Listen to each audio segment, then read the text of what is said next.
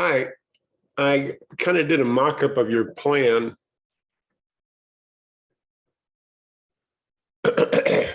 And I've got the AutoCAD drawing on AutoCAD TrueView on my second monitor, so I didn't try to be exact with it.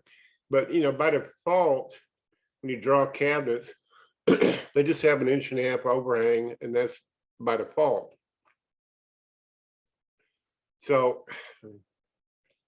I'm sorry, let me close that. There we go. What I would do to just get a 6-inch overhang on this side, I click on this cabinet, and in the edit toolbar, you'll see this icon right here. It's called Create Custom Countertop. Left click. And of course, the automatic dimensions came up. Well, it doesn't look like I can select those for some reason. So I'm just going to, okay, I hit it. That one gives it a 6-inch overhang.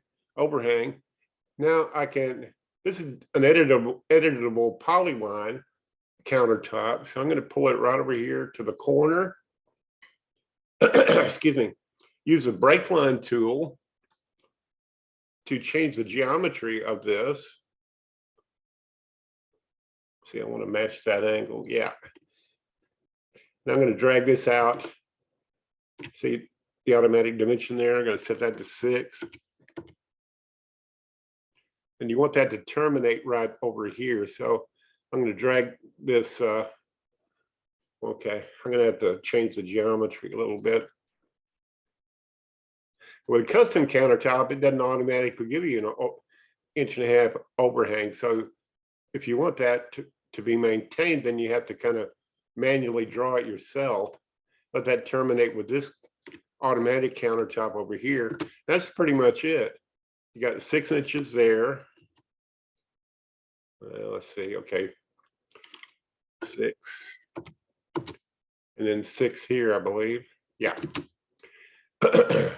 And that's how I would do that. It's pretty straightforward.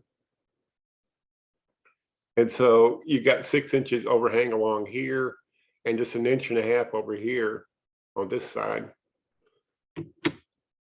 It's a custom countertop. This is automatic over here where my cursor is, and this is the custom countertop. They blend together pretty well. Okay. Hope this helps you, but whether it does or not, make it a great day. Thank you.